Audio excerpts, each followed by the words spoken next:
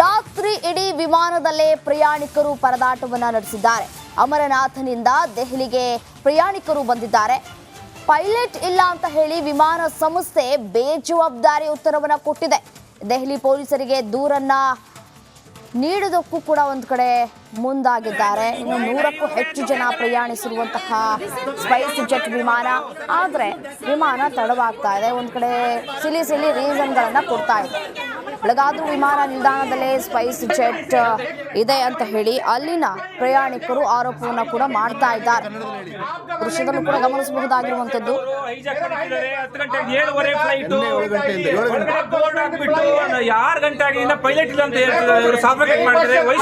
ಮಕ್ಕಳು ಎಲ್ಲ ಇದ್ದಾರೆ, ಮಾತಾಡಿದ್ರೆ ಅವ್ನ ಐಡಿ ಕಾರ್ಡ್ ಕೂಡ ತೋರಿಸ್ತಾ ಇಲ್ಲ. ಇವ್ರಲ್ಲಿ ಏನ್ ನಂಬಿಕೆ ಇಡಬೇಕು ನಾವು? ಪೈಲಟ್ ಇದ್ದಾರೆ, ಹೆಂಗ್ ಫ್ಲೈ ಮಾಡ್ತಾರೆ? ದೊಡ್ಡ ಕ್ವಶನ್ ಆಗಿದೆ. ಕನ್ನಡಿಗರೆಲ್ಲ ಒಳಗಡೆ ಸೇರ್ಕೊಂಡಿದ್ದಾರೆ. ಸುಮಾರು 50-60 ಜನ ಕನ್ನಡಿಗರಿದ್ದೀವಿ. ಯಾರು ಹೆಲ್ಪ್ ಮಾಡ್ತಾ ಇಲ್ಲ. ನಮ್ಮ ರಾಜ್ಯ ಸರ್ಕಾರ ಇದ್ರ ಬಗ್ಗೆ ಇಮಿಡಿಯೇಟ್ ಆಗಿ ಆಕ್ಷನ್ ತಗೋಬೇಕು. ಸ್ಪೈಸ್ ಜೆಟ್ ಅವ್ರ ಬಗ್ಗೆ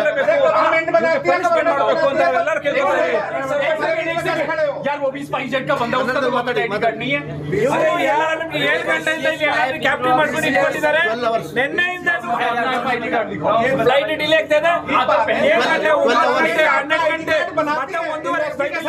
ಹೈಜಾಕ್ ಮಾಡಿದ್ದಾರೆ.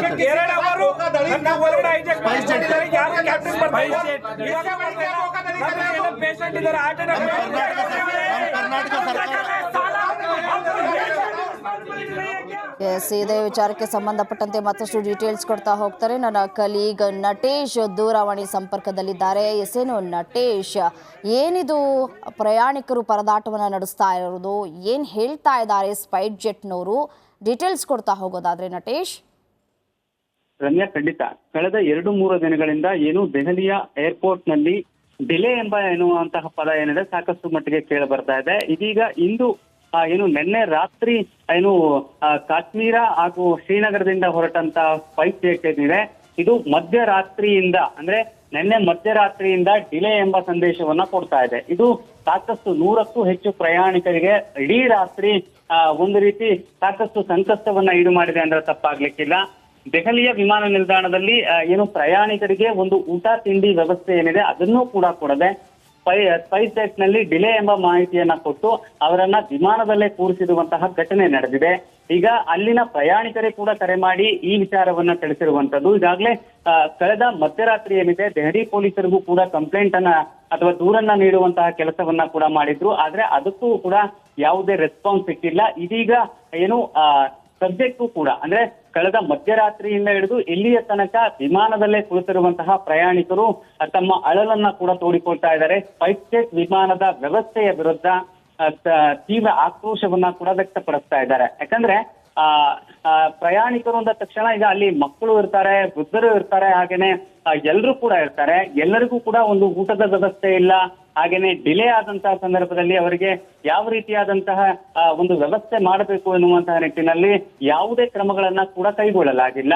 ಇದೀಗ ದೆಹಲಿಯ ಏರ್ಪೋರ್ಟ್ ನಲ್ಲಿ ಸ್ಪೈಸ್ ಜೆಟ್ ಏನಿದೆ ಆ ಸ್ಪೈಸ್ ಜೆಟ್ ಸದ್ಯಕ್ಕೆ ದೆಹಲಿಯಲ್ಲೇ ಇದೆ. ಆದ್ರೆ ದೆಹಲಿಯಿಂದ ಬೇರೆ ಕಡೆ ತೆರಳಬೇಕಾಗಿದ್ದಂತಹ ಸ್ಪೈಸ್ ಜೆಟ್ ವಿಮಾನ ಒಂದು ದಿನದ ಮಟ್ಟಿಗೆ ಅಂದ್ರೆ 1 ಗಂಟೆ ಅಥವಾ 2 ಗಂಟೆ ಡಿಲೇ ಆಗಿರೋದನ್ನ ನಾವು ನೋಡಿರ್ತೇವೆ. ಆದ್ರೆ ಒಂದು ದಿನದ ಮಟ್ಟಿಗೆ ಡಿಲೇ ಆಗಿರ್ತಕ್ಕಂಥದ್ದು ಅಲ್ಲಿನ ಪ್ರಯಾಣಿಕರಿಗೆ ಸಾಕಷ್ಟು ಸಂಕಷ್ಟವನ್ನ ಉಂಟು ಮಾಡಿದೆ. ಅಲ್ಲಿನ ಜನ ಏನು ಪ್ರಯಾಣಿಕರಿದ್ದಾರೆ ಅವರಿಗೆ ಊಟದ ವ್ಯವಸ್ಥೆ ಇಲ್ಲ. ಹಾಗೇನೆ ಉಸಿರು ಕಟ್ಟಿದ ರೀತಿಯಲ್ಲಿ ಅವರು ಅಲ್ಲಿ ಇದ್ದಾರೆ ಎನ್ನುವಂಥದ್ದು ವಿಡಿಯೋಗಳಲ್ಲೂ ಕೂಡ ಸಾಕ್ಷಿ ಆಗ್ತಾ ಇದೆ. ಹಲೋ ರೈಟ್ ನಟೇಶ್, ಧನ್ಯವಾದ ತಮ್ಮೆಲ್ಲ ಮಾಹಿತಿಗಾಗಿ.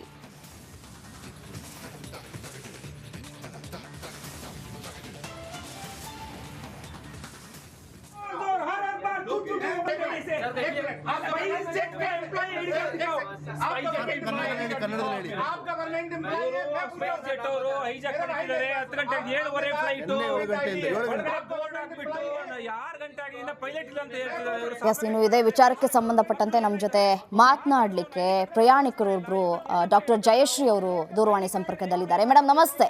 ನಮಸ್ತೆ ಮೇಡಮ್. ಏನಾಗ್ತಾ ಇದೆ ಅಲ್ಲಿ ಸ್ಥಳದಲ್ಲಿ?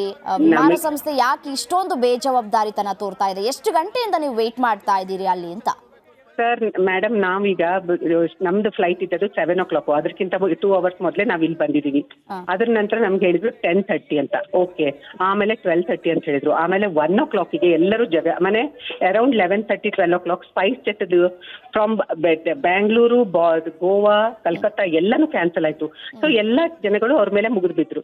ಮುಗಿದ್ಬಿದ್ದ ಸಲುವಾಗಿ ಏನಾಯ್ತು ಅಂತ ಹೇಳಿದ್ರೆ ಅವ್ರಿಗೆ ಈಗ ಏನಾಯ್ತು ಗೊತ್ತಿಲ್ಲ, ಟೆನ್ಷನ್ ಆಯ್ತು ಏನೋ. 1 o'clock ಅವ್ರಂದ್ರು ನಿಮ್ ಫ್ಲೈಟ್ ಬ್ಯಾಂಗ್ಳೂರ್ ಫ್ಲೈಟ್ ಹೋಗ್ತಾ ಇದೆ, ನೀವೆಲ್ಲರೂ ಬೋರ್ಡ್ ಆಗಿ ಅಂತಂದ್ರು.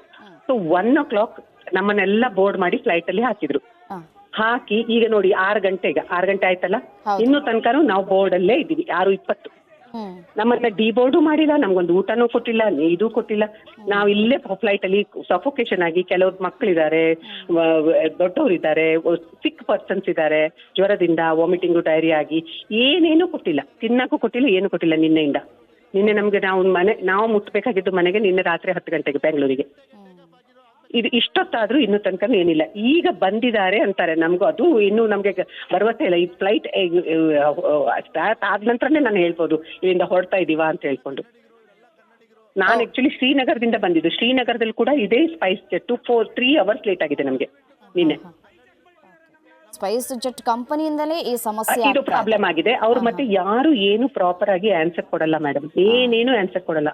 ನಮ್ಗೆ ತುಂಬಾ ಕಷ್ಟ ಆಗ್ಬಿಡ್ತು. ನಾವು ಹೇಗೆ ನೋಡಿ, ಇಡೀ ಫ್ಲೈಟ್ ಅಲ್ಲಿ ಒಳಗ್ ಕೂತ್ಕೊಳ್ಳೋದು ಅಂತ ಹೇಳಿದ್ರೆ 6 ತಾಸು ಏನಾಗಿರ್ಬೋದು ಜನಗಳ ಅವಸ್ಥೆ. ಅಂದ್ರೆ ಇದು ಜಸ್ಟ್ ಲೈಕ್ ಎ ಹೈಜಾಕ್. ನಿಜ. ಸರಿ ಮೇಡಮ್, ಕಾದ್ ನೋಡೋಣ. ಇವಾಗ ಹೆಂಗಿದ್ರು ಬರ್ತಿದ್ದಾರೆ ಅಂತ ಕೂಡ ಹೇಳಿದ್ದಾರೆ, ನೋಡೋಣ ಏನಾಗತ್ತೆ ಅಂತ. ಧನ್ಯವಾದಗಳು ರಿಪಬ್ಲಿಕ್ ಕನ್ನಡ ಜೊತೆ ಮಾತನಾಡಿದ್ದಕ್ಕಾಗಿ. ನೋಡಿ, ವಿಮಾನ ಸಂಸ್ಥೆಯ ಬೇಜವಾಬ್ದಾರಿತನಕ್ಕೆ ಎಷ್ಟು ಜನ ಪರದಾಡಬೇಕು ಅನ್ನೋದು. ನಿನ್ನೆ ಸಂಜೆನೇ ಹೊರಡಬೇಕಾಗಿದ್ದಂತಹ ಫ್ಲೈಟ್ ಇನ್ನೂ ಕೂಡ ಹೊರಟಿಲ್ಲ. ಅಟ್ಲೀಸ್ಟ್ ಮಿನಿಮಮ್ ಕಾಮನ್ ಸೆನ್ಸ್ ಇಲ್ಲ, ನೀರು ಊಟ ತಿಂಡಿ ಆದರೂ ಕೊಡಬೇಕು ಅನ್ನೋದು. ಇಷ್ಟು ಬೇಜವಾಬ್ದಾರಿತನದಿಂದ ಇದ್ದರೆ ಹೇಗೆ ಅನ್ನೋಂಥ ಪ್ರಶ್ನೆ.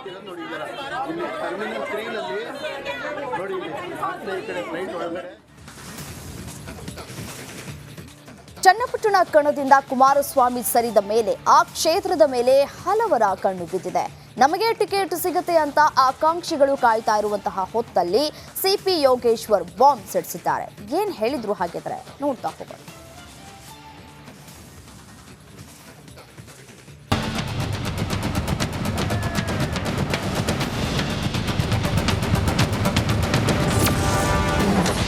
ಚನ್ನಪಟ್ಟಣಕ್ಕಾಗಿ ಸಿಪಿ ಯೋಗೇಶ್ವರ್ ಫೈಟ್. ನಾನೇ ಅಭ್ಯರ್ಥಿಯಾಗ್ತೀನಿ ಎಂದಿದ್ದೇಕೆ ಸಿಪಿವೈ. ಚನ್ನಪಟ್ಟಣ ಬೈ ಎಲೆಕ್ಷನ್ ರಣಕಣ ರಂಗೇರಿದೆ. ದಿನಾಂಕ ಘೋಷಣೆಗೂ ಮುನ್ನವೇ ಕಾಂಗ್ರೆಸ್ ಹಾಗೂ ದೋಸ್ತಿ ನಾಯಕರು ರಣತಂತ್ರವನ್ನ ರೂಪಿಸುತ್ತಿದ್ದಾರೆ. ಮೈತ್ರಿ ಅಭ್ಯರ್ಥಿ ಯಾರಾಗ್ತಾರೆ ಅನ್ನೋ ಕುತೂಹಲಕ್ಕೀಗ ಸಿಪಿ ಯೋಗೇಶ್ವರ್ ಸೂಚ್ಯವಾಗಿ ನಾನೇ ಎಂದಿದ್ದಾರೆ.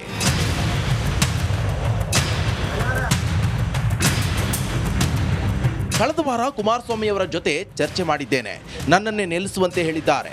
ಇದಕ್ಕೆ ಅಧಿಕೃತ ಅನುಮೋದನೆ ಅವರೇ ಕೊಡಬೇಕು ಅಂತ ಚನ್ನಪಟ್ಟಣದಲ್ಲಿ ಮಾಜಿ ಸಚಿವ ಯೋಗೇಶ್ವರ್ ಹೇಳಿದ್ರು. ಹೀಗಾಗಿ ಕುಮಾರಸ್ವಾಮಿ ನಿರ್ಧಾರದ ಮೇಲೆ ಸಿಪಿವೈ ಮೈತ್ರಿ ಟಿಕೆಟ್ ಭವಿಷ್ಯ ನಿರ್ಧಾರ ಆಗಲಿದೆ. ನನಗೂ ಹೇಳಿದ್ದಾರೆ, ನೀವು ಹೋಗಿ ಎಲ್ಲರನ್ನೂ ನಮ್ಮ ಪ್ರಮುಖವಾದಂಥ ಮುಖಂಡರ ಜೊತೆ ಮಾತಾಡಿಸಿ ಎಲ್ಲಾರನ್ನೂ ಅಂತ ಹೇಳಿದ್ದಾರೆ.